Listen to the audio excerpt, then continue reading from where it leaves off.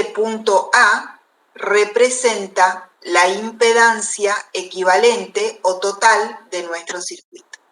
Bien, luego, a medida que va aumentando el valor de X sub C, y vamos a suponer, a los efectos de poder hacer la gráfica, vamos a suponer que X1, que sería el valor máximo de la reactancia capacitiva, es superior a XL. Entonces, a medida que va aumentando XC, va a ir compensando esta reactancia inductiva, va a llegar un momento en que van a ser iguales y opuestas, y luego, si suponemos que X1 es superior a XL, va a llegar el momento en que la reactancia total del circuito sea igual a XL menos X1. Y por lo tanto, este punto B estaría representando la impedancia equivalente o la impedancia total en ese caso extremo, en que XC tome su valor máximo. Bien, entonces tenemos que este vector OA sería la impedancia inicial, ¿está? Y este otro OB, la final, cuando XC toma el valor X1. Por ende, en este segmento de recta vertical que va desde A hasta B, este es el lugar geométrico de la impedancia de este circuito. ¿Ya? Entonces el lugar geométrico en este caso es un segmento de recta vertical. Bien, lo que nosotros pretendemos encontrar ahora es el lugar geométrico de la admitancia, que como vimos la clase pasada, es el mapeo inverso puro, ¿tá?, de la impedancia. Entonces, vamos a utilizar las expresiones generales de rectas y círculos que estudiamos el lunes. ¿Bien? En primer lugar, vamos a mapear, yo lo voy a poner en línea de puntos, vamos a mapear la recta vertical completa. Después vamos a ver cuál es el tramo que corresponde al segmento AB. Pero para arrancar vamos a mapear la recta vertical completa. ¿Está? Bajo el mapeo inverso puro. Entonces les pregunto a ustedes, ¿cuál sería la función o cuál sería la expresión que tendríamos que mapear? X igual a R. Exacto, X igual a R. Bien, voy a hacer acá arriba, ¿está? X igual R. Entonces, como tenemos que, para que quede en forma de la ecuación general que vimos, tenemos que igualarla a cero, ¿sí? Y una vez que la igualamos a cero, detectamos cuáles son los valores de las constantes A, B, C y D. Bueno, hay término cuadrático, la constante A vale 1, como tampoco hay término lineal en I, la constante C vale 0, B vale 1 y D es igual a menos R. Con eso estaríamos preparados para encontrar la expresión del lugar geométrico en que se va a mapear esa recta. Entonces, reemplazamos también en la formulita que vimos la semana pasada, que era D, o sea, menos R, la clase pasada, perdón, por U cuadrado más B cuadrado, más B por U igual 0. Dividimos todo por menos R y nos queda U cuadrado más B cuadrado menos U sobre R igual 0. Ya detectamos que estamos en presencia de una circunferencia cuyo centro se va a encontrar desplazado sobre el eje U.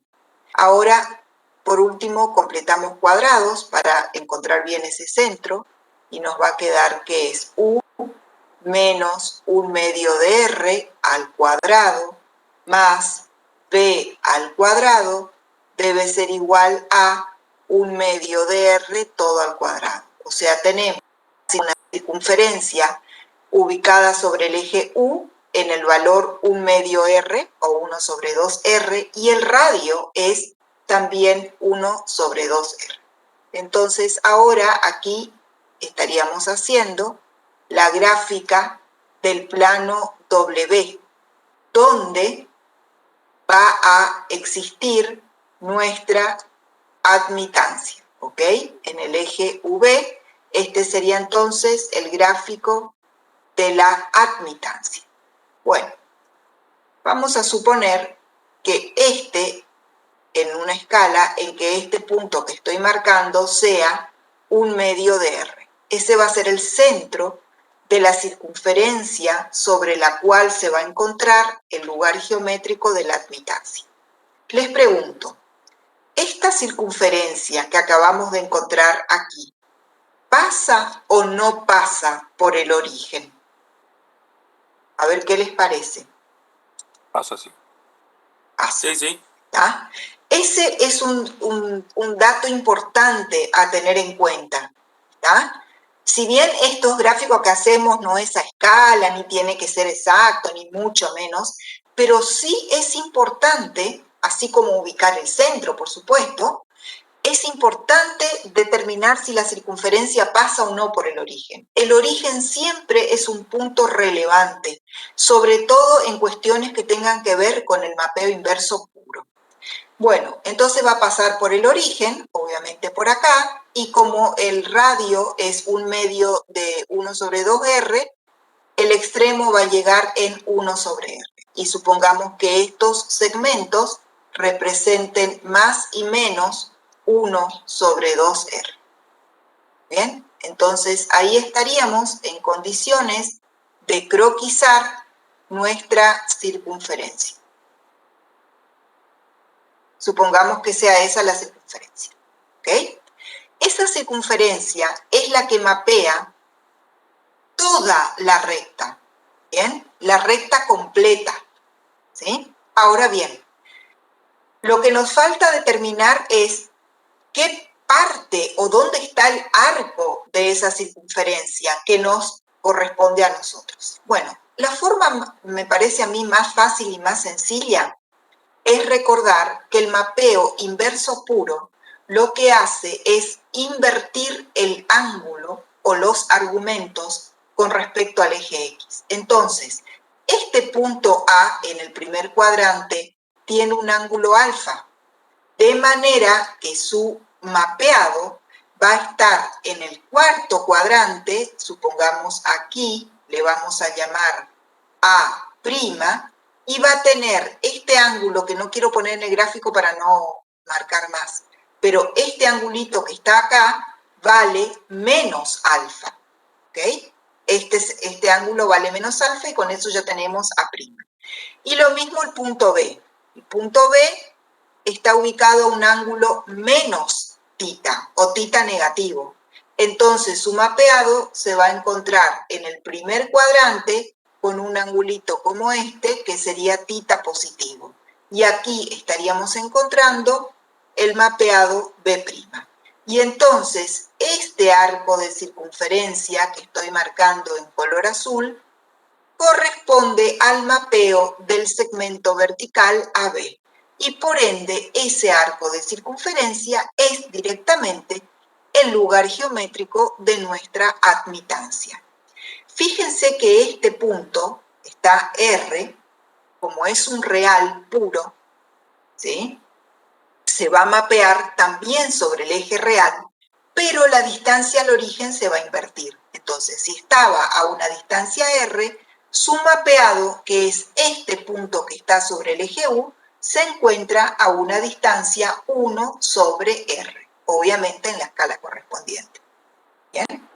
Y ahí ya está, ese es el lugar geométrico de la admitancia. Díganme si hay alguna duda hasta acá o si se comprendió bien este circuito. O si hay algo que no les termina de cerrar, que quieren que volvamos a ver. Profe, Sí, una consulta.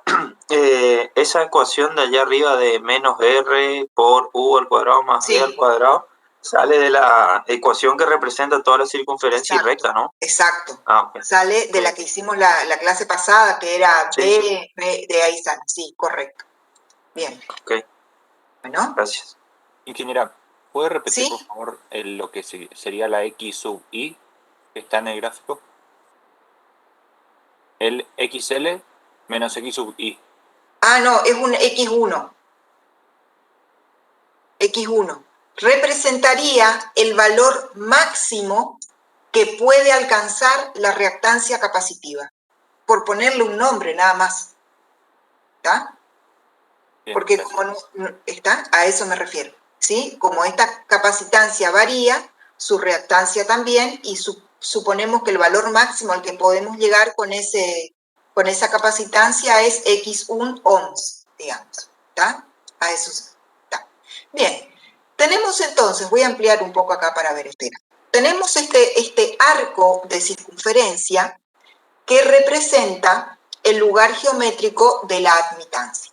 Bien, y además de la admitancia, ¿qué otra magnitud también estaríamos representando con este arco de circunferencia? A ver, ¿quién se acuerda? ¿La corriente? Exacto, la intensidad de corriente que atraviesa ese circuito serie. Y entonces estaríamos representando, en lo que se refiere a los argumentos, ¿sí? Recuerdan que dijimos también que el potencial de alimentación, digamos, o la fuente de alimentación de este circuito, que vamos a ponerle, supongamos que tenga un valor eficaz B, que lo suponemos constante, ¿sí? Generalmente se suele tomar coincidente con el eje U y que por ende se encuentra a un ángulo de 0 grados. Y entonces, a los efectos de estudiar los desfasajes en el circuito, la tensión es nuestra referencia. Y como este diagrama, además de la admitancia, representa también la intensidad de corriente, salvo en una escala, sería escalado por el valor de B, ¿sí? Por el valor eficaz, por ejemplo, representa la intensidad de corriente, pero en lo que hace a los ángulos de desfasaje coincide exactamente. El desfasaje de la admitancia coincide con el desfasaje de la intensidad de corriente. Y entonces nosotros podemos visualizar, por ejemplo, que en este caso, cuando estamos acá, en el segmento OB', ¿está? Que estaríamos representando la admitancia máxima, ¿sí? Estaríamos frente a la intensidad mínima de corriente, porque este punto B' es el más cercano al origen, es la intensidad mínima. Y en este caso, la corriente adelanta con respecto a la tensión. De manera que estaríamos, como es de esperar, frente a un caso capacitivo. Mientras que en este caso, en el extremo este, el punto A, cuando no había capacidad, su mapeado es A', ¿bien?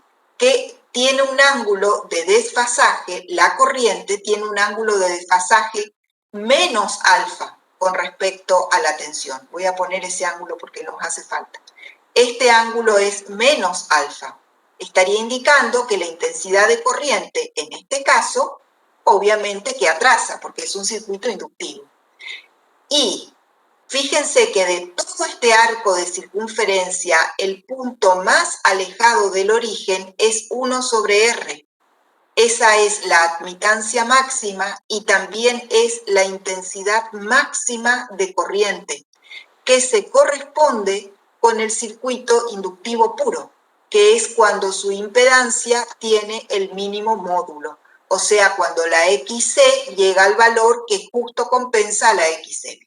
Y entonces, y obviamente esa corriente máxima en este caso está en fase con la tensión. Y entonces esta interpretación también es valiosa, ¿tá? Poder visualizar de manera rápida, ¿tá? Sin tener que ponernos a hacer todo el procedimiento analítico y demás, bueno, que tampoco es tan complicado, pero lleva su tiempo, poder mirar en la gráfica directamente, obvio que tendría que estar la gráfica un poco mejor a escala de la que hice, pero podemos visualizar dónde está la corriente máxima aquí en este punto, perdón, la corriente mínima aquí en este punto, en B', adelantando phi grados o un ángulo de phi con respecto a la tensión, por ende estamos en una circunstancia capacitiva.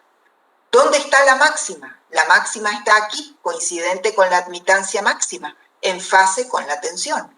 Entonces podemos ver que este circuito pasa de inductivo a capacitivo. Recorre todo el abanico. Inductivo, resistivo puro, capacitivo, gracias, digamos, a la posibilidad que tenemos de variar esa capacitancia. ¿Sí? Bueno, y con esto estaríamos entonces viendo los dos casos, cuando varía la reactancia o cuando varía la resistencia. Estos casos que analizamos son para circuitos series. ¿Tá? Cuando tenemos un circuito en paralelo, que ahí lo van a ver en un ejemplo en la práctica, es casi igual, solo que tiene un pequeño detalle de que hay como que correr el origen para hacer la gráfica. Pero eso lo dejo ya para que lo vean directamente en la práctica. ¿Sí? En lo que hace a conceptos, desarrollos teóricos, es aplicar lo mismo que hemos visto hasta ahora. Bien. ¿Hay alguna consulta hasta acá sobre mapeo inverso, sobre circuitos? Porque si no, cerraríamos el tema de mapeo inverso con este ejemplo que acabamos de ver.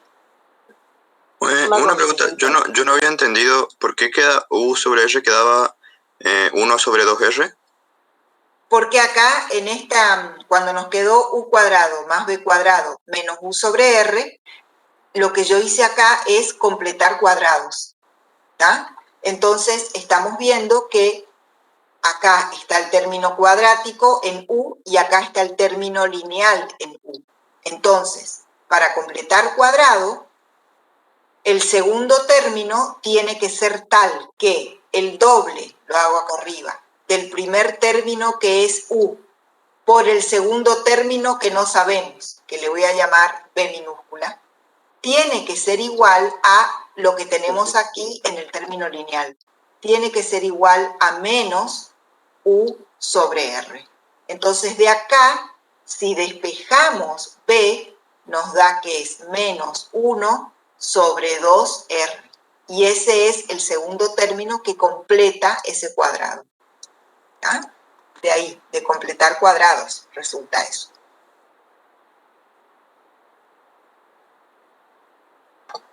Buenísimo, ahí entendí. Una consulta. Sí. Esa circunferencia Sí. que usted hizo por último representaba la intensidad, ¿no es cierto? El arco de circunferencia en color azul, que marqué, Sí. decís. Sí, Sí, esa sí. representa dos cosas. Directamente representa la admitancia, en un 100% es la admitancia. Y si le multiplicamos, si le escalamos por el valor constante de B, también representa la intensidad de corriente. Sí. Ah, ok. Ambas magnitudes. Por eso es valioso esta representación, que es bastante simple, porque me representa prácticamente, yo tengo todo el circuito en ese, si tengo los elementos para interpretar, tengo el circuito completo en ese gráfico sencillo. ¿Está? Tengo admitancia, intensidad de corriente, desfasaje, ¿sí? Intensidad máxima, mínima, admitancia mínima, máxima, tengo todo ahí. Representa ambas cosas, la admitancia, y con un factor de escala apropiado representa la intensidad de corriente de ese circuito serie, que obviamente es la misma para todos los elementos. Muy bien. Si no tenemos más consultas al respecto, vamos a pasar al próximo tema. ¿Sí? Yo tengo solo una consulta, Bueno. a modo de duda. De esta forma nosotros no vemos en ningún lado lo que es la conductancia y la susceptancia, ¿no? La conductancia es lo que yo en realidad puse acá como U. Esto es directamente la conductancia. O sea, este valor que tenemos acá, 1 sobre R, sería la conductancia máxima que adquiere ese circuito. Y el eje imaginario es la susceptancia. O sea que para cada, por ejemplo, si estamos acá en este punto B', ¿tá? Vemos que es la intensidad mínima de corriente, y en ese caso tenemos la susceptancia máxima del circuito, que es 1 sobre 2R. ¿Tá? No sabemos si va a coincidir. No dije nada. En este caso acá, en B', si quisiéramos conocer la susceptancia, tendríamos que sacar cuáles son las componentes del punto B' y su componente imaginaria, estaría midiendo nuestra susceptancia. Pero sí, en realidad lo que acá yo llamé U es conductancia y lo que llamé V minúscula acá es susceptancia. Esas son las magnitudes. Muchas gracias. ¿Ya? Si estuviera hecho a escala, lo podríamos sacar perfectamente del gráfico. ¿Bien? Sí, en realidad no es eje U y V en este caso, es eje G y V mayúscula. ¿Ya? Para que sea realmente correcta la interpretación física. Bien. Bueno, con esto estaríamos cerrando entonces el capítulo de mapeo, ¿ya? Simplemente como para recordar, empezamos con mapeo lineal, nada más que a título informativo. Después entramos sí con más detalle en el mapeo cuadrático, luego fuimos al mapeo inverso puro, ahí hicimos las deducciones de las ecuaciones generales de rectas y circunferencias, y como aplicación estamos terminando de ver como aplicación al estudio de impedancia, admitancia, corriente en circuitos eléctricos. ¿Bien? Hasta este tema, que hoy van a ver en la práctica, ¿sí? Práctico de mapeo lo van a ver hoy, hasta este tema inclusive va a estar incluido en el parcial. ¿Ah? Mapeo lineal no entra en el parcial, tampoco creo que en el práctico, bueno, no sé si entra en el práctico, pero en el parcial no. Lo que sí entra en el parcial es el cuadrático, el inverso, con su correspondiente aplicación. ¿Sí? Entonces tenemos 4 prácticos para el parcial, 1, 2, 3, 4, el de mapeo es el último. Ahora lo que vamos a hacer es arrancar con el próximo tema, que son integrales en el plano complejo. Así que voy a borrar la pizarra. Este tema de integrales no entra en este parcial, ¿tá? Ya directamente se pasa al próximo, porque no nos da el tiempo ni de terminar el tema, ni de que podamos hacer alguna práctica. Por ende, no va a entrar en este parcial. En el parcial, como repito, entra de mapeo, mapeo cuadrático, inverso puro y aplicaciones a circuitos. Muy bien.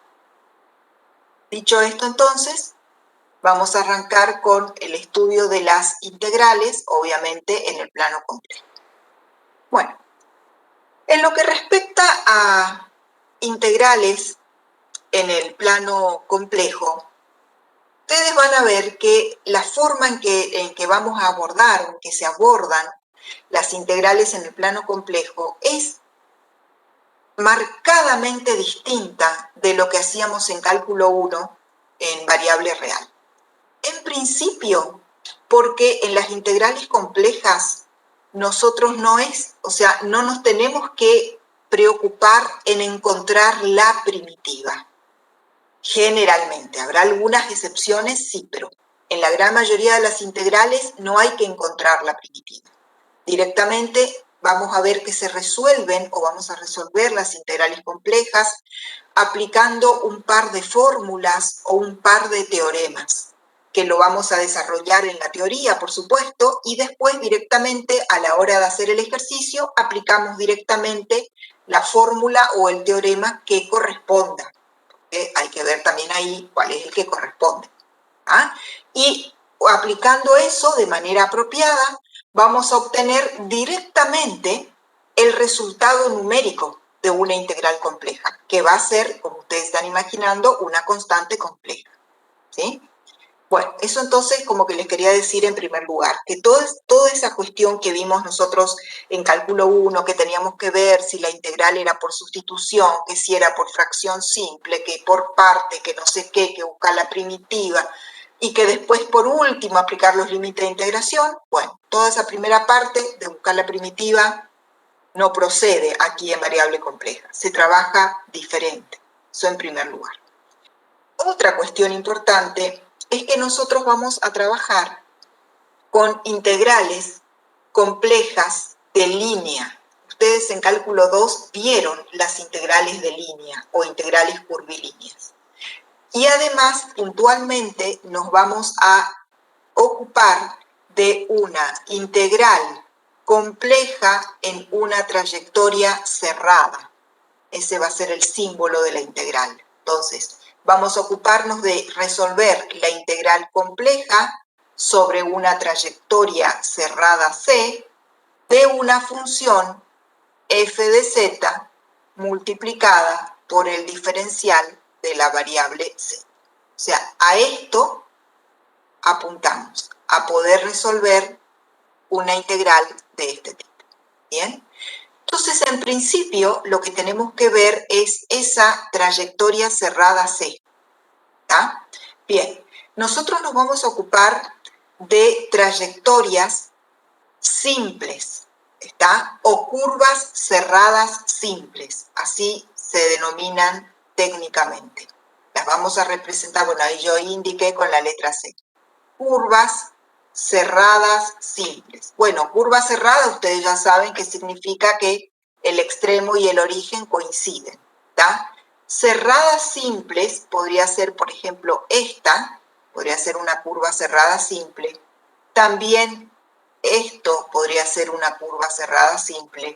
Y en general, esto podría ser una curva cerrada simple, ¿está? O sea, es una curva que no se corta consigo misma, a diferencia, por ejemplo, de esta, que es una curva cerrada, pero no es simple porque se está cortando consigo misma, ¿está? Entonces, esta no. Nosotros nos vamos a ocupar de curvas cerradas simples de este tipo, ¿sí? Estas serían nuestras curvas. También, cuando hablamos de curvas cerradas, recuerden de cálculo 2, que también hay que tener en cuenta el sentido o la orientación de la curva.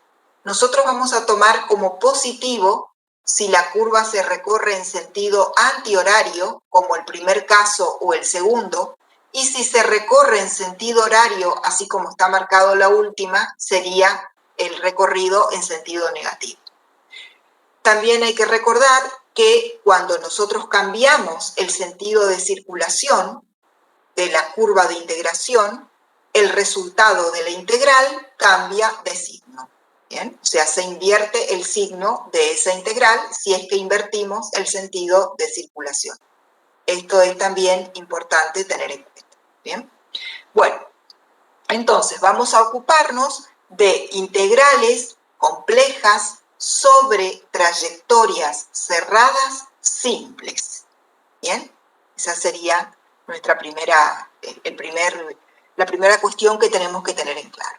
Ahora bien, una vez que tenemos en cuenta eso, vamos a ver un poquito cómo vamos a trabajar con este integrando, ¿sí?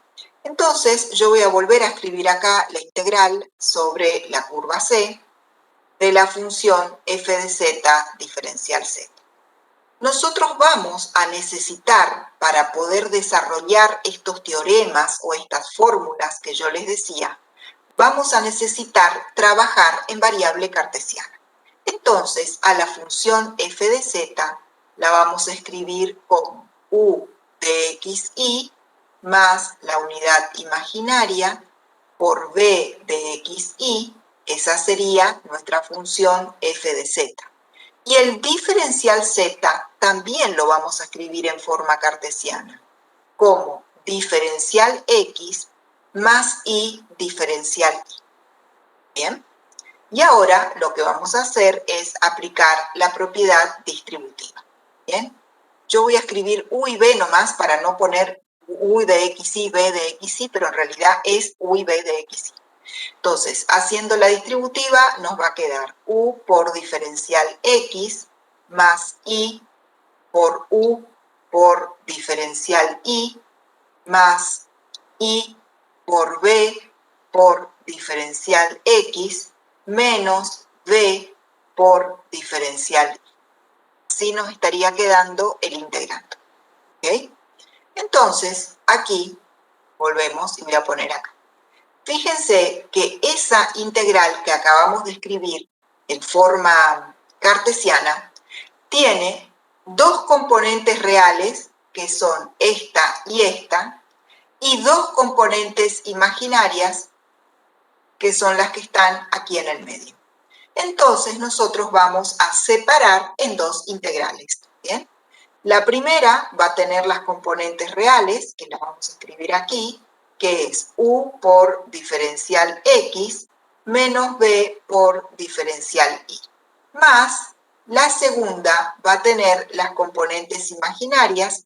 Sacamos la unidad imaginaria fuera de la integral porque es una constante, y entonces dentro de la integral nos va a quedar u por diferencial y, bien, más b por diferencial x, ¿ok? Y ahí quedó escrita la misma integral, esta, pero de una manera que nos va a ser más útil a la hora de demostrar o de desarrollar las fórmulas que tenemos, ¿sí? Bueno, entonces, hecho esto, que era nada más que como una previa, ahora sí vamos a empezar directamente con los teoremas. El primero de los teoremas se denomina, son pocos, nomás 2 o 3, se denomina teorema de Cauchy-Boursat. Bien, lleva el nombre de estos dos matemáticos franceses que trabajaron sobre este tema, ¿no? Sobre integrales complejas, además de otros matemáticos, pero bueno. Cauchy-Boursat se llevaron el premio de tener su nombre en este teorema. Bien, este teorema tiene una demostración bien sencilla y además es un teorema de aplicación inmediata, súper fácil, súper sencillo, no hay que hacer ninguna cuenta, ¿tá? Bueno, este teorema establece lo siguiente. Establece que si f de z es analítica, esta es la palabra mágica, si f de z es analítica sobre el contorno C y en su interior, sobre el contorno y en su interior, entonces el teorema establece que la integral sobre esa curva C de la función f de z diferencial z es igual a 0 directamente. O sea, la integral es nula. Y eso es lo que demuestra el teorema. Ahora lo vamos a demostrar. Pero antes de eso, decirles que si bien no vamos a necesitar o no se necesita la aplicación de técnicas de integración, lo que sí se necesita como contrapartida, digamos, para estudiar o para analizar una función, una integral compleja, es detectar la ubicación relativa de las singularidades de la función con respecto a la curva de integración. ¿Tá? ¿Eso qué significa? Supongamos que nosotros tenemos alguno de estos contornos. Supongamos que tenemos el primer contorno que está ahí. ¿Tá? Entonces, lo primerísimo que hay que hacer cuando nos dan una integral compleja es trazar los ejes X e y croquisar, no precisa ser a escala, croquisar el contorno de integración. Después, en el mismo gráfico, vamos a marcar con una crucecita, con una X, las singularidades de la función. Yo quiero que alguno de ustedes me recuerde o nos recuerde qué es una singularidad en una función compleja.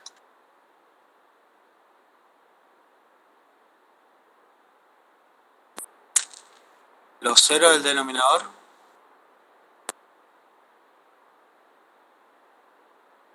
Correcto, está bien. Un valor que indetermina. A ver.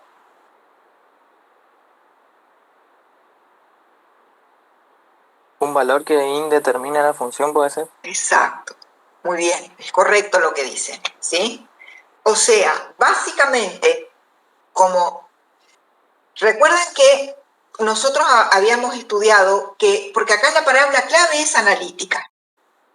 Para ser analítica en un punto, tiene que ser derivable en el punto y en un entorno. Perfecto. Ahora, para ser derivable tiene que ser continua, ¿sí?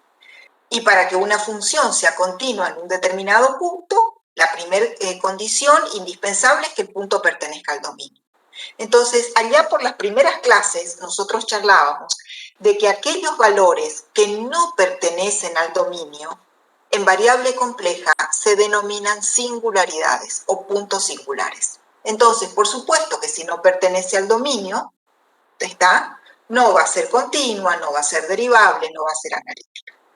En el caso de las funciones racionales, por ejemplo, son efectivamente, como dicen ustedes, los ceros del denominador, son las singularidades, ¿está? Y en un caso general, son aquellos valores que producen, digamos, o que están fuera del dominio, ¿sí? Que están fuera del dominio. Esos son básicamente la singularidad, o sea que son aquellos puntos para los cuales la función no está definida, directamente no está definida, ¿sí?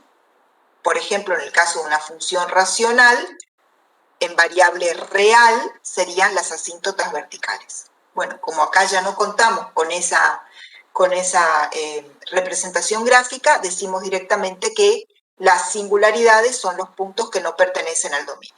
Bueno, muy bien. Supongamos entonces que volviendo a la integral, nosotros tenemos la curva de integración, que supóngase esta C especie de elipse o lo que sea acá en el primer gráfico. En ese mismo gráfico vamos a marcar las singularidades, ¿sí? Voy a suponer que esta función tenga dos singularidades. Supónganse que una esté aquí, dentro del contorno, y otra esté aquí, fuera del contorno. O sea, este podría ser un punto z sub 0 y este otro punto z1. Bien. A partir de ahí, arranca el análisis que nosotros tenemos que hacer. Porque lo más importante en una integral compleja es si hay singularidades. La pregunta es, ¿dónde están? ¿Están dentro o están fuera del contorno de integración? Las singularidades, como esta Z0, que están fuera del contorno, no me preocupan, porque el teorema de Cauchy-Boursat dice, tiene que ser analítica sobre y dentro o en el interior del contorno. O sea, que lo que pasa afuera no me preocupa, ¿tá? La que sí me preocupa es esta, por ejemplo, Z1, que está dentro. Porque si una función me presenta esta situación, nosotros no podemos aplicar el teorema de Cauchy-Boursat, porque desde el momento en que hay una singularidad que es interior al contorno, la función no es analítica en ese contorno y por ende no procede el teorema de Cauchy-Boursat. O sea que si me pasa esto que tengo acá en este primer gráfico, no voy a poder aplicar Cauchy-Boursat, tendré que aplicar otra cosa. ¿Ah? Bien, entonces ese es un paso clave. Ahora vamos a hacer un par de ejemplos y van a ver que es bien sencillo. Ahora vamos a ocuparnos unos minutos de demostrar el teorema de Cauchy-Boursat. Bueno, para demostrar el teorema de Cauchy-Boursat, yo voy a hacer acá como un cálculo auxiliar. Necesitamos traer a escena un teorema que ustedes conocen de cálculo 2, que es el teorema de Green. Bien, recordarán ustedes que el teorema de Green establece una equivalencia entre una integral de línea sobre un contorno cerrado, como por ejemplo este contorno C que está aquí, y una integral doble, o sea, una integral de superficie con respecto a la superficie que encierra ese contorno de integración, ¿sí? Eso es lo que hace el teorema de Green. establecer una equivalencia, una igualdad entre integrales de línea e integrales dobles. ¿Está? La integral de línea es sobre un contorno cerrado y la integral doble es sobre el recinto R encerrado por ese contorno. Bueno, vamos a recordar, el teorema de Green establece que la integral sobre un contorno cerrado C de una función P de xy por el diferencial x más otra q de xy por el diferencial y, esa integral es igual o equivalente a la integral doble sobre el recinto R de, y ahí cruzan las derivadas, la derivada parcial de Q con respecto a X menos la derivada parcial de P con respecto a Y por el diferencial de área, que resulta ser en este caso diferencial X por diferencial Y. Ese es el teorema de Green. ¿Tá? No sé si lo vieron justo con esa nomenclatura, P y Q, o U y B, o lo que sea, pero la cuestión viene por ese lado. ¿Tá? En el lado izquierdo tenemos una integral de línea, obviamente son integrales reales, ¿sí? Y en el lado derecho tenemos una integral de superficie. Y hay una equivalencia entre ellas. Fíjense que en el lado izquierdo tenemos P por diferencial X. Y en el lado derecho tenemos la derivada de P con respecto a Y. Y después en el lado izquierdo tenemos Q por diferencial Y. Y en el lado derecho, derivada de Q con respecto a X. Y además el signo negativo. Por eso les digo que en la integral de superficie se cruzan, se cambian las variables. Bueno, ese es el teorema de Green. Muy bien. Volvemos entonces a nuestra integral. Partimos nosotros, o sea, nosotros tenemos que demostrar, o sea, que partimos suponiendo que se cumple esto, ¿no? Obviamente. Suponiendo que estamos frente a una integral donde el integrando, f de z, es una función analítica sobre la curva y en su interior. Vale decir que no presenta singularidades ni dentro de la curva ni en el borde de la curva. ¿Tá? Eso significa. Bueno, entonces para eso vamos a valernos de esta expresión que hicimos la deducción hace un ratito. ¿Está? O sea, tenemos que esta integral f de z diferencial z, ¿sí? Es igual a u por diferencial x menos b por diferencial y más y por, bien, la otra integral. Entonces, voy a volver a escribir acá eso como para que les quede completo el desarrollo del teorema. Sería la integral sobre c de f de z diferencial z es la integral sobre la misma curva de u diferencial x menos b diferencial y más la unidad imaginaria por otra integral sobre la misma curva de u por diferencial y más b por diferencial x. Muy bien. Lo que vamos a hacer nosotros es aplicar a cada una de estas dos integrales lo que nos establece el teorema de Green. O sea, vamos a transformar las integrales de línea en integrales dobles. Entonces, esto va a quedar acá. Voy a poner acá.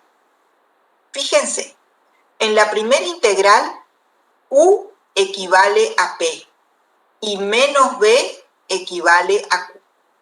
En la segunda integral, b equivale a p y u equivale a q.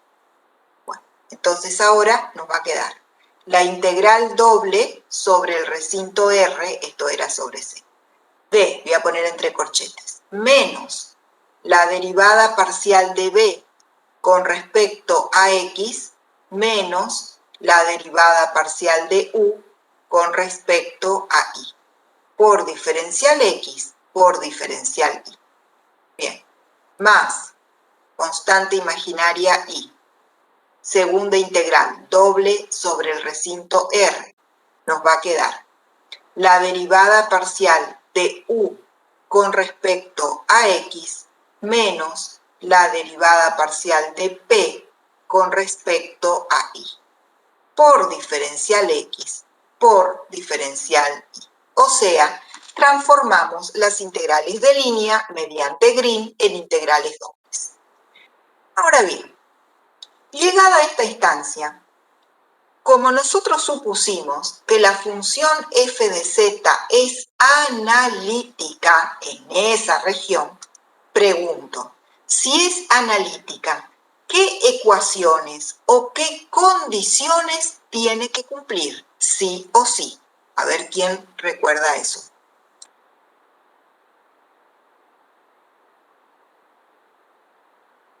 Cauchy-Riemann. Las funciones analíticas tienen que ser derivables. ¿Ok? Bien, Cauchy-Riemann. Tiene que ser derivable y tiene que cumplir Cauchy-Riemann. Entonces, voy a poner por acá para recordarnos las condiciones de Cauchy-Riemann. Derivada de u con respecto a x es derivada de b con respecto a y la otra es derivada de u con respecto a y es igual a menos derivada de b con respecto a x. Ahora, fíjense una cosa. Miren la primera integral doble que tenemos acá. Tenemos menos derivada de b en x menos derivada de u en y. Fíjense la segunda de Cauchy-Riemann, ¿está? U en y es igual a menos b en x, o sea que estas son iguales, por ende, la resta es 0. Y en la segunda integral, fíjense la primera de Cauchy-Riemann, ¿está? De acuerdo a la primera condición de Cauchy-Riemann, estas dos derivadas que aparecen son iguales. ¿Está? Uy, ¿qué puse yo acá? P puse, nada que ver. O sea, es P, pero hay que cambiarle por B. Hay que cambiarle por B. Bien. Entonces ahí estas también quedan igual a 0. Por ende, resulta igual a 0. Y con eso queda demostrado el teorema de Cauchy-Boursat. ¿Está? Queda demostrado esto. Así de simple es la demostración de Cauchy-Boursat. Bien. Entonces, lo primero que, digamos, si nosotros tenemos mucha suerte, cuando nos planteen una integral, puede ser que esa integral directamente sea 0 por aplicación directa de este teorema. Y nosotros no tenemos que hacer ningún cálculo ni nada que se parezca. ¿Está? Bueno, entonces vamos a suponer que tenemos esta integral. Vamos a suponer que sea. Ah, otra cosa. Nosotros vamos a trabajar, ¿tá? En las integrales complejas, vamos a trabajar básicamente con dos tipos de funciones. Las funciones enteras y las funciones racionales. Recuerden que funciones enteras son las que son las analíticas en todo el plano. Ahí entran las exponencial de base e, seno y cosenos y todos los polinomios. Esas funciones no tienen ninguna singularidad en ningún punto del plano. Por ende, reciben la categoría de funciones enteras. Y las otras funciones a las que vamos a recurrir con mucha frecuencia son las racionales, ¿tá? Que las únicas singularidades son los ceros del denominador. ¿Bien? O sea que vamos a trabajar con funciones bastante sencillas. Bueno, esta que yo les puse acá en este ejemplito es una mezcla de ambas, ¿sí? Es una exponencial combinada con un denominador polinómico que sería como una función, sería la parte racional. Bueno, la cuestión es que queremos realizar la integral de esta curva sobre la curva módulo de z igual 2. ¿Está? Yo escribo directamente la curva de integración. ¿Bien? Las circunferencias, ustedes van a ver que son, en la gran mayoría de las integrales, son las curvas de integración, están dadas en forma de circunferencia. ¿Por qué? Porque enseguida vamos a ver que en integrales complejas no importa la forma de la curva. Da igual que sea un círculo, que sea un triángulo, que sea, no sé, que tenga así como una cosa amorfa, sin forma, no importa. Lo importante es a dónde están las singularidades, dentro o fuera de la curva. Bueno, y como la forma no es importante, y de todas las curvas cerradas simples, la más sencilla, para graficar y también para expresarla como ecuación, es la circunferencia. Bueno, la pregunta sería, en esta integral y con este recinto de integración, módulo de z igual 2, ¿será que podemos aplicar este teorema directamente? Bueno, ¿qué tenemos que hacer para ver? ¿Qué harían ustedes en primer lugar? Graficar la curva. Exacto. Singularidades de esa curva. Eso es lo primero. Lo primero. Curva. Circunferencia con centro en el origen y radio 2. Listo. Segundo paso. Segundo paso. Factorear ese denominador. Nos va a quedar e a la z. Si lo factoreamos, nos va a quedar z menos 3i por z más 3i, obviamente por diferencial z. Y entonces, si es posible en otro color y bien grande que se note en el gráfico, marcamos las singularidades. Las dos son imaginarias. Una está en 3 positivo y la otra está en 3 negativo. O sea, primer pregunta que les hago. ¿Esta función es entera? Sí, sí. No, la función integrando no. Okay. La función completita es entera. No, porque presenta singularidades. Exacto, muy bien. Entera no es. ¿Tá? Ahora, ¿cumple con la condición de Cauchy-Riemann de ser analítica sobre y dentro de la curva de integración? Sí, eso sí. Sí, eso sí. Entonces, ¿podemos aplicar el teorema de Cauchy-Goursat? Sí se puede. Sí. Entonces, directamente, sin más preámbulo, la integral vale 0.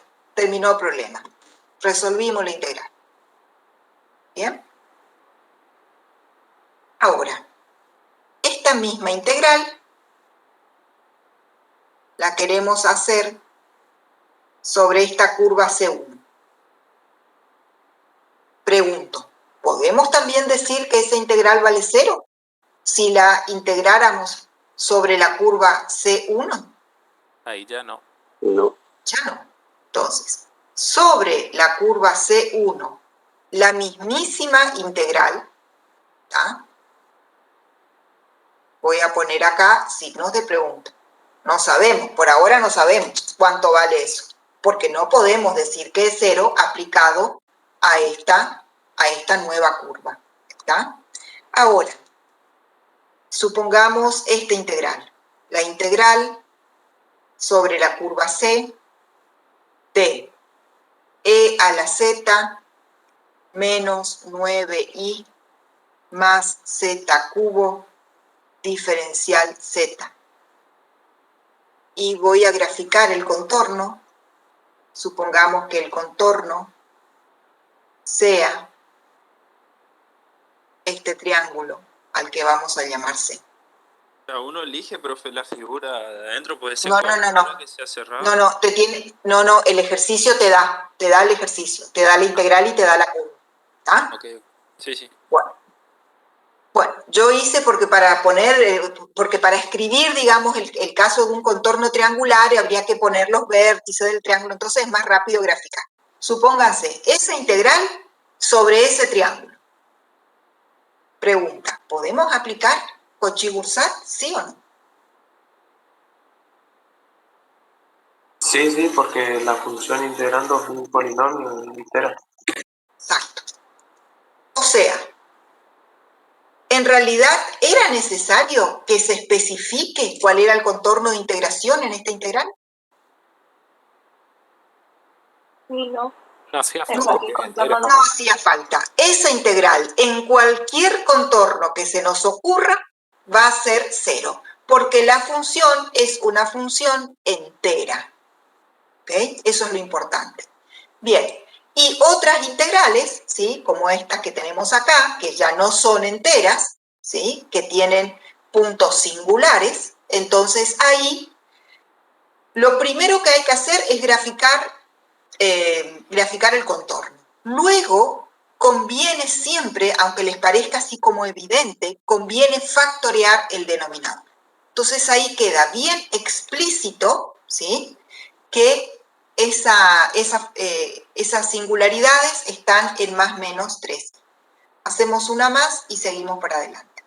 La integral sobre la curva C de, voy a poner acá z más 1, ¿sí? Y en el denominador voy a poner z a la cuarta menos 16, diferencial z. Y el contorno de integración va a ser la circunferencia módulo de z menos 4 igual 1. Ese es el contorno de integración. Bien. ¿Función entera, sí o no?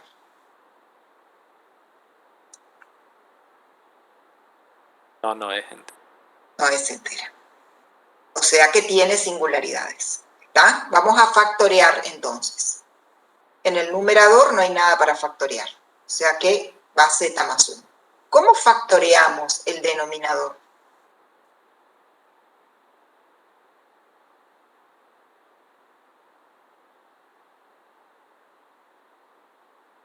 Sería Como una diferencia de cuadrado.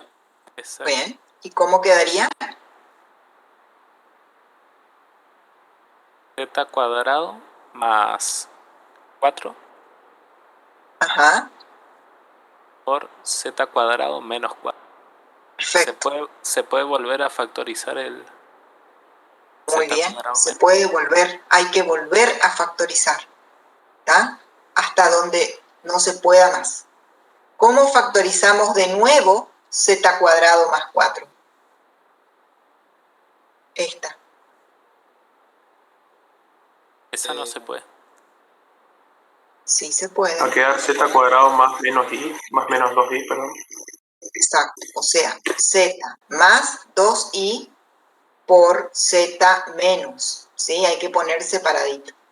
Y la otra, z cuadrado menos 4, es z menos 2 por z más 2. Muy bien. O sea que estamos, en definitiva, frente a una función que tiene 4 singularidades. 2 reales puras y 2 imaginarias puras. Muy bien. Ahora, según estuvimos charlando, habrá que graficar el círculo de integración. ¿Cuál es el centro del círculo este?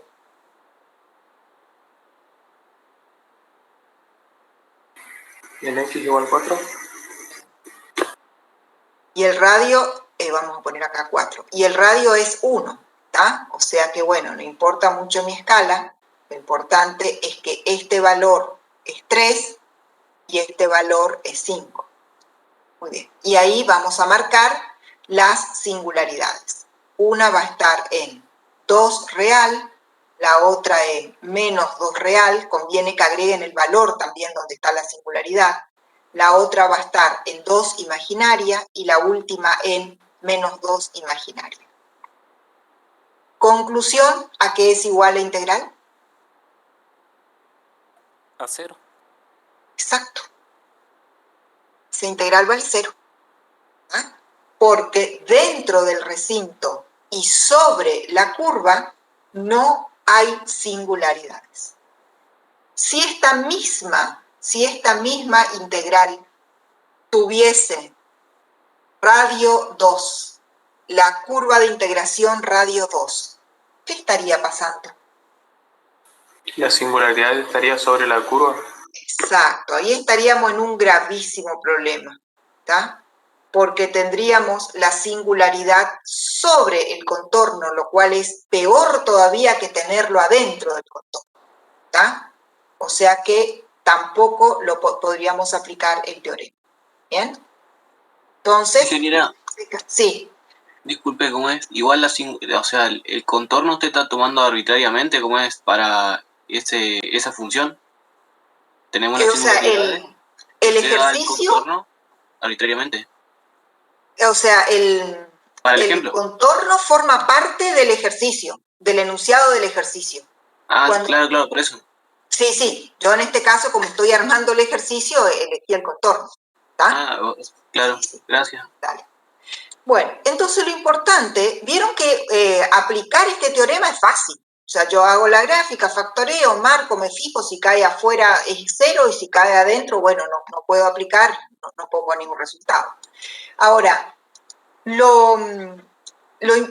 también que por ahí lo que hay que tener aquí en cuenta es que una misma integral, cambiando el contorno de integración, da resultados diferentes, porque esta integral, lo más probable es que si la resolvemos en otro contorno que encierre alguna, al menos, no digo todas, pero algunas de las singularidades, va a dar, lo más probable es que dé un valor igual a 0.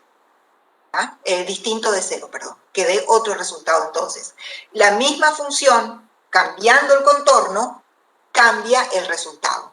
Porque aquí cambiar el contorno equivaldría en una integral definida a cambiar los extremos de integración. Y entonces también cambia el resultado final. Bueno, volvemos entonces como a repasar este teorema de Cauchy-Boursat. Establece que si la función es analítica dentro y sobre el contorno, entonces la integral es nula. Lo que me olvidaba es, cuando ustedes van a resolver una integral, por ejemplo, como esta que hicimos, y el resultado es 0, y ese resultado es 0 debido a la aplicación del teorema, conviene que agreguen aquí al lado las siglas teorema de Cauchy-Boursat. O sea, como para justificar que ese valor 0 es por la aplicación del teorema, porque vamos a ver enseguida que hay integrales que dan 0, pero que no es por el teorema. Entonces, estaría bueno que agreguen las siglas, entonces se sabe que ustedes aplicaron ese teorema. Bien.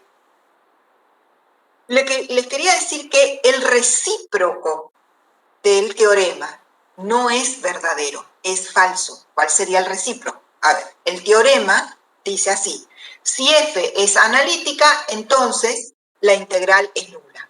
El recíproco sería: si la integral es nula, entonces la función es analítica dentro y sobre el contorno. Y esa segunda frase es falsa, porque ustedes van a ver, vamos a hacer unos ejemplos bien sencillos, de que perfectamente puede darnos 0 una integral, habiendo una o más singularidades dentro del contorno de integración. O sea que el recíproco del teorema de Cauchy-Boursat es falso. ¿Sí? O sea, es un teorema que se usa en dirección, en una sola dirección, no es de ida y vuelta. Hay otros teoremas que son de ida y vuelta. Bueno, muy bien. Antes de continuar porque ahora lo que nos está faltando sería, bueno, ¿qué hago o cómo resuelvo una integral si la singularidad cae dentro o si alguna singularidad cae dentro del recíproco? Bien, antes de eso,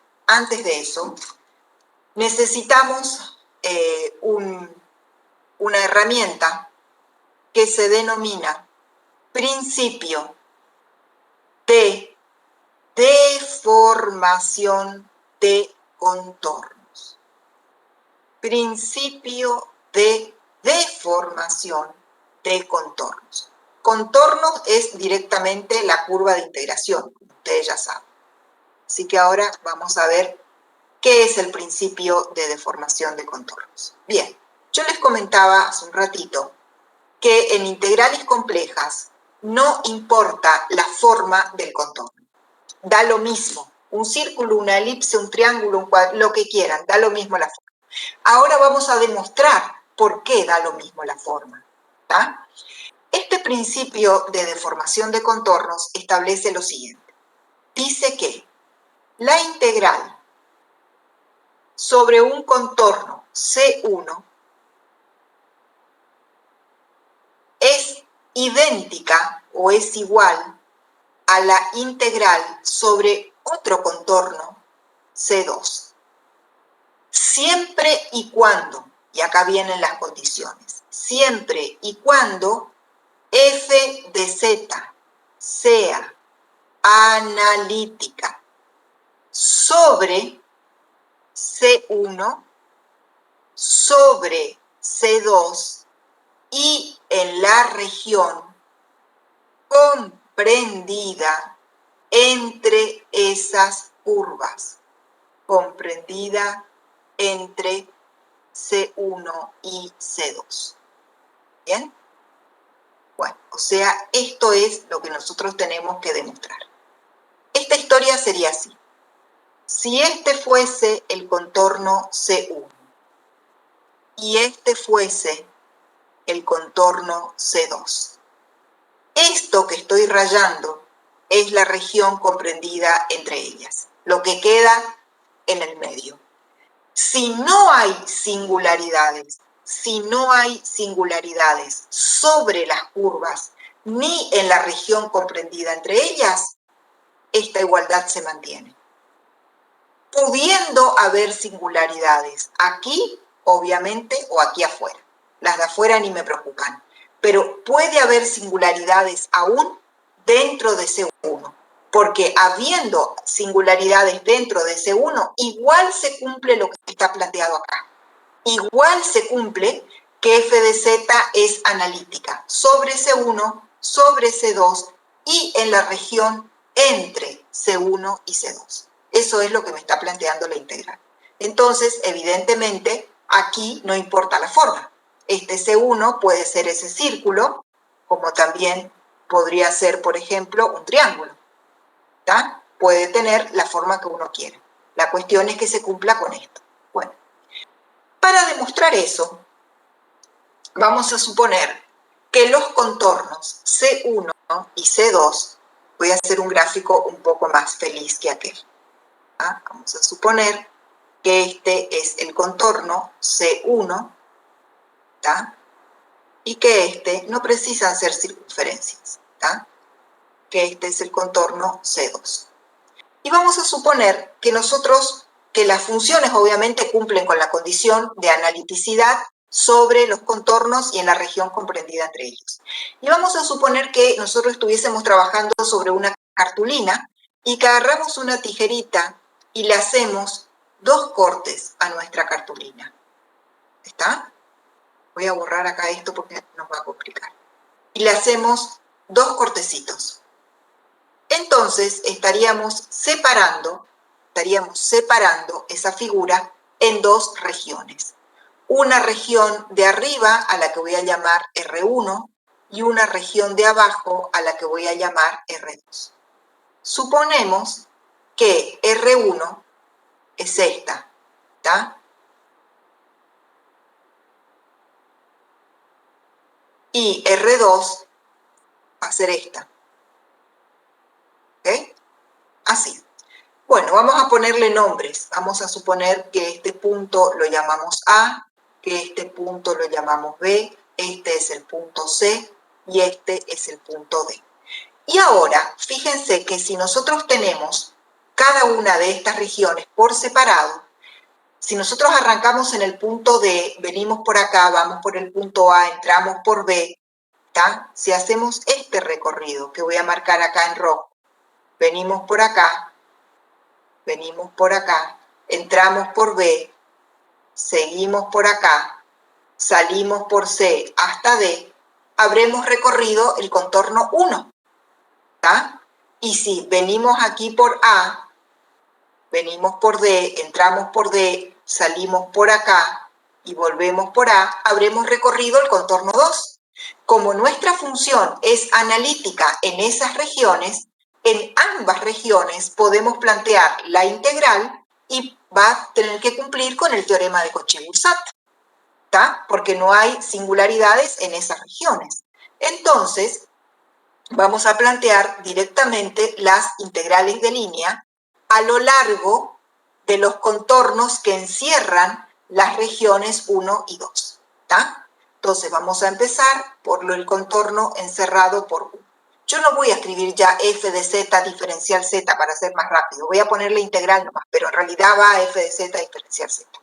Arrancamos con la primera integral, que va a ser una integral de línea, que va a ir desde el punto D hasta hasta el punto A. Ahí le sumo la integral que va a ir desde A hasta B. Ahí le sumo la que va a venir desde B hasta C. Y por último, la que va desde C hasta D. Por el teorema de Cauchy-Boursat, esto es igual a 0. Bien, ese es el contorno 1. Ahora voy a hacer en otro color el contorno de R2. En el contorno de R2 arranco en el punto A y me voy en sentido antihorario, o sea, positivo, hasta el punto D. ¿Está? Entonces, voy desde A hasta D. Una vez que llego a D, ingreso por este corte, que es desde D hasta C. Una vez que llegué a C, me voy por el caminito de abajo, desde C hasta B. Y una vez que llegué a B, salgo por el corte en A. O sea, me voy desde B hasta A. Esto también es igual a 0 por el teorema de Cauchy-Boursat. ¿Bien? Entonces, lo que vamos a hacer ahora es sumar miembro a miembro. ¿Tá? Vamos a sumar los lados izquierdo y obviamente los lados derechos. Con respecto a los lados derechos no hay nada más para hacer, es igual a 0, no cabe ninguna duda. Y ahora les voy a pedir que miremos algunas de estas integrales detenidamente. Fíjense, por ejemplo, la integral en rojo que va desde A hasta B. Esta integral con la integral en azul que va desde B hasta A. Ven que una entra por este caminito y la otra sale. Por lo tanto, recorren ese corte en sentido contrario. Por ende, son opuestas. Entonces, si se suman, entre ellas se van a cancelar. Lo mismo ocurre con la integral que va en rojo entre C y D, o sea, esta, y la que va en azul entre D y C, porque recorren en sentido contrario este cortecito. Entonces, entre ellas también se anulan. Bien, entonces nos quedan de las 8 integrales que había en principio, nos quedan 4. 2 en el recorrido rojo y 2 en el recorrido azul. Ahora bien, vamos a detenernos en esta que está en el recorrido rojo y en esta que está en el recorrido azul. Fíjense que la primera va desde D hasta A, o sea, desde D hasta A, vengo acá, y la segunda va desde A hasta D. Si nosotros sumamos estas dos integrales, esta más esta, habremos recorrido la curva exterior a la que llamamos C1, la habremos recorrido en sentido positivo. Por ende, la suma de estas dos integrales equivale a la integral cerrada sobre la curva C1. ¿Bien? Y lo mismo ahora con estas dos que faltan. Vamos a mirar. Esta va desde B hasta C en color rojo. Esta, y vamos a compararla con esta. Si yo voy desde B hasta C en el trayecto rojo viene por arriba. Desde B hasta C. Recorre la curva pequeña, pero por arriba, o sea, arriba. Desde B hasta C en sentido horario. Y esta recorre desde C hasta B la otra mitad de la curva en el mismo sentido. Por ende, si sumamos las dos, obtendremos que estamos recorriendo la curva C2, pero en sentido horario. Estamos moviéndonos así, en sentido horario, la curva pequeña. Como dijimos al principio, si recorremos en sentido horario, la integral tiene signo negativo. Y entonces nos queda que la integral sobre C1 positivo menos la integral sobre C2 positivo, porque ya puse el signo negativo adelante, ¿tá? Es igual a 0. Con lo cual concluimos que la integral sobre la curva C1 de nuestra función f de z diferencial z es igual a la integral sobre la curva C2, ambas en sentido positivo, de f de z diferencial z. Y con eso estamos comprobando el principio de deformación de los contornos. ¿Tá? Esto es simplemente para demostrar que en integrales complejas no importa la forma del contorno. Lo único que importa es que la función sea o no analítica sobre y dentro de los contornos que estamos analizando. ¿Ok? Profe, Sí. ahí lo último, la C1 que usted puso, si usted puso ese sentido de giro, Ajá. tendría que ser positiva, por lo tanto la C2 tiene que estar para el otro lado, si es negativa o no. O sea, siempre las Tiene que curvas girar son, horario. siempre son positivas en sentido antihorario y son negativas en sentido horario. Esa es la convención. Entonces, si nosotros sumamos estas dos integrales de D a A, que estoy recorriendo acá, más la otra, que es desde A hasta D, estamos recorriendo en sentido antihorario, o sea, positivo, la curva 1. ¿Ok? Ahora, con la curvita chiquita, que es la C2, estamos viendo de B a C, arranco acá en B, y en sentido horario me muevo hasta C. Y después, desde C, sigo en sentido horario y me muevo hasta B, que es lo que hace la segunda integral. Entonces, recorrí la curva pequeñita en sentido horario. Como la recorrí en sentido horario, el resultado de la integral es negativo. Esta es positiva porque la recorrí en sentido positivo, pero esta, como la recorrí en sentido antihorario, pongo el signo negativo adelante.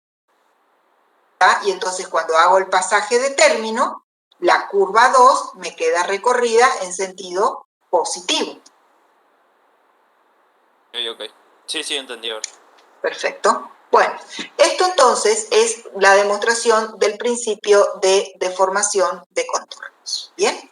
Es como un cálculo extra, digamos, que hicimos antes de poder continuar con el tema de los teoremas. Ahora entonces, volviendo al tema de los teoremas, tenemos el de Cauchy-Boursat, pero no alcanza, ¿tá? Porque muchísimas veces las singularidades van a estar incluidas dentro de las curvas. Y entonces ahí vamos a desarrollar... Ingeniera, antes de que Sí. cambie de tema, Sí, este decime. teorema, cuando la curva C2, por ejemplo, no está contenida dentro de Ajá. C1, ¿aplica? Sí, depende. Vamos a hacer un ejemplito, está muy bien la pregunta. Vamos a suponer que esto es C1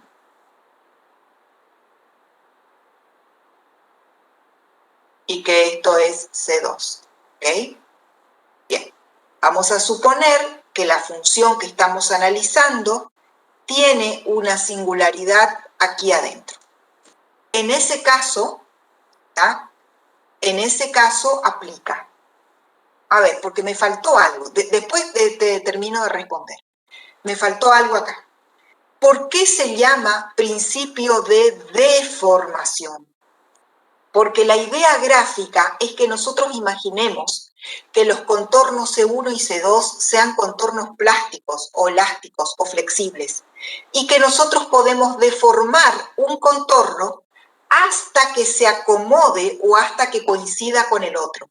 Si en ese trayecto no pasamos o no tocamos ninguna singularidad, el principio es válido. Supónganse que tenemos el contorno 1 y el 2 hechos de elásticos. Entonces nosotros tomamos el elástico del contorno 2 y lo estiramos hasta que alcance la forma exacta del contorno 1. Cuando hicimos ese trabajo, pasamos por toda esta zona que está entre ellas, pero no tocamos ninguna singularidad, porque acá no hay singularidades. Entonces, eso nos permite a nosotros asegurar que estas integrales son efectivamente iguales, porque un contorno se puede deformar o se puede transformar de manera flexible en el otro, sin pasar por encima de ninguna singularidad. Eso es lo que le da el nombre al principio. Veamos acá volviendo a este ejemplo. Contorno 1 y contorno 2. Hay una singularidad aquí, en esa X. Pregunto, ¿se puede deformar como un elástico el contorno 1 hasta que coincida con el 2 sin tocar esa singularidad? ¿Qué les parece? Sí, sí. Perfectamente. Y el 2 en el 1 también. O sea que ahí, en este caso, procede la aplicación. Veamos este, para que no sean siempre circulares. Pero, profe, disculpe, pero el teorema dice que tiene que ser analítica sobre y en la región comprendida entre los dos. La región comprendida entre los dos, en este caso, es esta. Porque cuando uno habla de comprendida, ¿está?, se refiere a comprendida al momento de deformarse. ¿Está? Cuando yo quiero deformar el contorno 2, voy a atravesar una zona para llegar hasta el contorno 1. A esa zona la llaman comprendida. Ah, ¿Sí? ok. Por eso hice la aclaración de que es flexible. Bien, supongamos estos dos contornos, C1 y C2. Supongamos que la función tiene acá una singularidad. ¿Se puede deformar sin tocar esa singularidad? En ese caso no. No. En ese caso no. Entonces, en este caso, procede el principio, o sea, en este caso, ¿van a ser iguales las integrales? No necesariamente. No necesariamente. ¿Está? O sea, C1 y C2 van a ser iguales. No necesariamente. O sea, en principio yo pongo distintas. ¿Por qué enfatizo no necesariamente? Porque puede darse la casualidad que aunque se dé esto, cuando resolvamos las integrales, se cancelen los términos, lo que sea, y matemáticamente me dé el mismo resultado.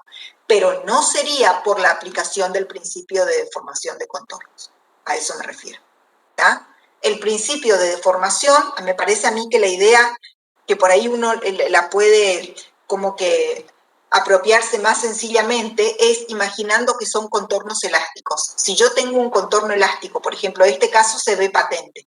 Si yo quiero deformar el contorno 1 y lo estiro, lo puedo hacer perfectamente sin tocar a esta singularidad. Pero acá me resulta imposible, porque cuando yo quiero estirar, por ejemplo, el contorno 2, si es un elástico, lo voy a estirar para llegar a que coincida con este vértice, indefectiblemente estoy pasando por arriba de esta. Entonces, eso es lo que no puede suceder, o es lo que no debe suceder, para aplicar el principio de deformación, obviamente. ¿Está? Bueno, falta mucho aún de integrales, esto es recién el principio, pero ya estaríamos sobre la hora, así que por hoy dejaríamos acá, y nosotros continuamos con este tema el lunes de la próxima semana, ¿sí? Muy bien, nos estamos viendo. Gracias, Cristian. Nos vemos el lunes y recuerden los chicos que tienen ahora la práctica, es una práctica importante, todas las prácticas son importantes, por supuesto, ¿tá? No voy a hacer, me expresé mal. Esta práctica tiene particular importancia porque los temas que estamos abordando, que van a abordar aquí, que son mapeo, tienen por ahí un grado de dificultad algebraico, sobre todo un poco superior a los anteriores. Y además, porque la aplicación que van a ver de circuitos es una aplicación a la que le tienen que prestar mucha atención. ¿Okay? Dale, ahora sí, nos estamos viendo. Que pasen bien. Muchas gracias, hasta el lunes.